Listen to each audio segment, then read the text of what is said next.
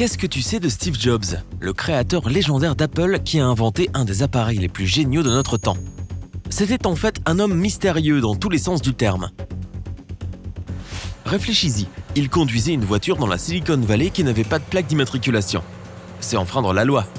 Tous les véhicules de passagers doivent être immatriculés.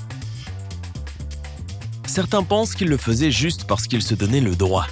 Appelle ça un esprit rebelle si tu veux. Ou alors qu'il voulait protéger sa vie privée le plus possible. Quelqu'un a même inventé l'idée qu'il n'aimait pas la police de sa plaque. Après tout, il était perfectionniste, donc il a peut-être vraiment pensé qu'une plaque moche n'irait pas sur sa belle voiture. Peu importe la raison, il a réussi à contourner les règles. On comprend bien pourquoi de nombreuses théories ont émergé. D'après l'une d'elles, il avait un arrangement avec la police du coin qui lui autorisait de conduire sans immatriculation sur sa Benz. Une autre estime qu'il payait simplement l'amende de $250 à chaque fois qu'un policier l'arrêtait. Ou d'autres encore racontaient qu'il n'arrêtait pas de se faire voler sa plaque par ses fans. En fait, la vraie explication est bien plus tordue. Il y a quelques années, la Californie a autorisé les gens à conduire sans plaque pendant les 6 premiers mois suivant l'achat d'une voiture. Donc, Jobs a exploité cette loi. Il achetait une voiture, la gardait pendant 6 mois et ensuite en achetait une nouvelle. Ce qui est impressionnant, c'est qu'il est resté fidèle à la même marque et au même modèle, la Mercedes SL55 AMG. Il a même gardé la même couleur en achetant que des grises argent. J'imagine que l'entreprise qui vendait les voitures devait être contente d'avoir un client si régulier. Mais n'essaie pas de faire la même chose. Depuis janvier 2019, les propriétaires de voitures en Californie sont obligés d'avoir des plaques temporaires, comme dans les autres États. Mais conduire sans immatriculation n'était pas le seul plaisir étrange de Jobs. Il avait aussi des habitudes alimentaires originales. Il faisait souvent des régimes à base de seulement 1 ou 2 ingrédients. Par exemple, il lui arrivait de ne manger que des pommes pendant plusieurs semaines. Un jour, il a mangé tellement de carottes que sa peau est devenue un peu orange. Il ne mangeait même rien pendant plusieurs jours. En plus, il était certain que la diète et les régimes à base de fruits nettoyaient son corps. Il n'avait pas non plus peur de sentir mauvais, car il ne se douchait pas ou n'utilisait pas de déodorant tous les jours. Mais on dit que dans les années 1970, quand Jobs travaillait encore chez Atari, son odeur gênait tellement ses collègues qu'il en était rendu à travailler de nuit. En tout cas, Steve Jobs pensait vraiment différemment, exactement comme un ancien slogan d'Apple. Et c'est le cas d'autres personnes riches. Ingvar Kamprad, qui a fondé Ikea, avait 59,2 milliards de dollars sur son compte. Mais il continuait à vivre comme une personne normale. Il avait une vieille Volvo, mais il préférait se déplacer en bus. Il faisait ses achats au marché aux puces et il écrivait toujours sur les 2 côtés d'une feuille.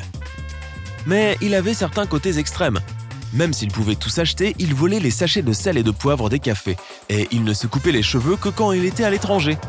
En Suède, c'était trop cher. En parlant de radinerie, qu'est-ce que tu penses des bains sans faire couler d'eau? Benjamin Franklin, un des pères fondateurs des États-Unis, adorait les bains d'air.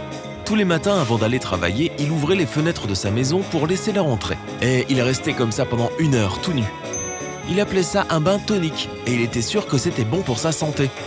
Le bon vieux Ben a vécu jusqu'à 84 ans, donc il avait peut-être raison. Bill Gates avait une méthode originale pour se concentrer. Il s'asseyait dans un fauteuil à bascule et il se balançait. C'est comme ça que le cofondateur de Microsoft trouvait des solutions à tous ses problèmes. C'est une habitude qu'il avait depuis la fac, et ça marchait tellement bien que ses collègues ont fini par l'adopter. En parlant de plaques d'immatriculation, Gates les utilisait aussi d'une manière inhabituelle. Lors de ses premières années à la tête de Microsoft, il apprenait les numéros des plaques d'immatriculation de tous ses employés, et pas seulement pour faire travailler sa mémoire. C'est comme ça qu'il savait quand il arrivait au travail et quand il repartait. L'inventeur Thomas Edison était aussi tatillon à propos de ses employés, mais d'une autre manière. Pour travailler pour lui, les candidats devaient réussir le test du sel. Pendant l'entretien, Edison donnait au candidat un bol de soupe. S'il ajoutait du sel sans la goûter, il ne l'embauchait pas. Il voulait que ses assistants se confrontent aux faits avant de faire des suppositions. Ça peut sembler bizarre, mais je trouve ça logique. On pense que les personnes riches ont les moyens de se faciliter la vie au bureau, non? L'auteur Jonathan Franzen s'en est pourtant sorti sans chambre d'hôtel luxueuse, ni fourniture de bureau extra chère. Pour écrire, il avait juste besoin d'un masque pour les yeux et de bouchons d'oreilles. C'est ce qu'il a révélé dans un de ses livres, Les Corrections. C'est aussi une bonne manière de lutter contre la procrastination. Howard Hughes était sûrement un des milliardaires les plus excentriques au monde. Il était pilote, inventeur et réalisateur. Mais ses excès étaient aussi connus que ses succès. Il avait tellement peur des germes qu'il ne pouvait pas toucher son argenterie sans l'envelopper de mouchoirs avant. C'était aussi un ermite. Une fois, il a passé près de 4 mois à regarder des films en buvant du lait et en mangeant des barres de chocolat. Ça a l'air drôle ? Attends un peu. Il n'a pas du tout quitté la pièce, il n'avait pas de salle de bain et il devait uriner dans des bouteilles. Voilà. Tout comme Hughes, le brillant scientifique Nikola Tesla détestait les bactéries. Il portait des gants presque en permanence et il ne serrait la main de personne. Et bien sûr, il vérifiait que toutes ses boissons et ses plats étaient bouillis avant. Mais il avait une explication logique. D'après lui, sa peur était apparue après qu'il a mis son verre d'eau sous un microscope et qu'il a vu d'horribles créatures. Il était aussi tellement obsédé par ses expériences qu'il ne prenait que 2 heures par jour pour dormir.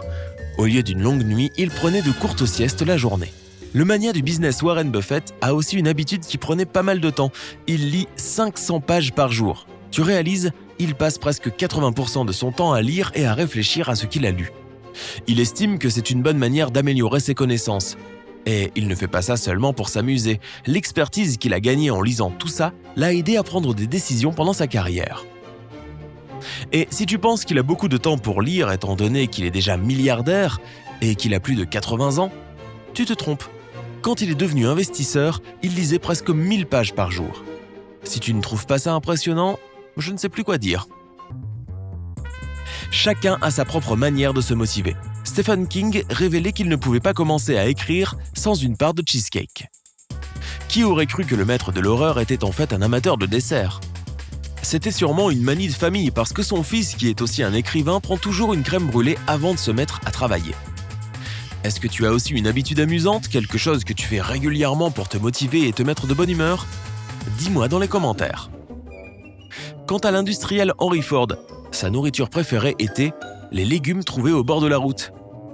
C'était une des personnes les plus riches du monde, mais il ne dépensait pas son argent dans des festins comme les autres. Il voyait le corps humain comme une machine qui a besoin du bon carburant pour fonctionner correctement. Et pour lui, son carburant était les mauvaises herbes qu'il arrachait au bord de la route. Il les mangeait crues ou en ragoût. Quand il avait des invités, il leur servait des sandwichs au soja ou de la bardane. Une centaine d'années ont passé depuis, mais je suis sûr qu'un tel menu choquerait beaucoup de monde, même aujourd'hui. Mot de la fin, toutes ces personnes pensent différemment et agissent de la même manière, et ils ont tous un peu changé le monde. Si tu as appris quelque chose de nouveau aujourd'hui, aime cette vidéo et partage-la avec un ami.